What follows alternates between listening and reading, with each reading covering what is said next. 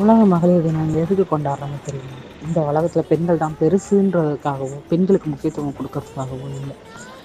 நிறைய பெண்கள் எவ்வளவோ கஷ்டத்துலையும், எவ்வளவோ துன்பத்துலையும், எவ்வளோ துயரத்துலையும் அவங்க அவங்களோட இலக்கை நிர்ணயிச்சு இலக்கை அடைஞ்சிருக்காங்க. அவங்களெல்லாம் கௌரவப்படுத்துற விதமாக தான் இந்த உலக மகளிர் தினம். இந்த உலக மகளிர் தினம்னு படித்தவங்களுக்கு சாதிச்சவங்களுக்கு தான் நீங்கள் நினைக்காதீங்க. உண்மையாலுமே படித்தவங்களுக்காகவும் சாதிச்சவங்களுக்காக மட்டும் இந்த உலக மகளிர் தினம் கொண்டாடப்படுவது கிடையாது.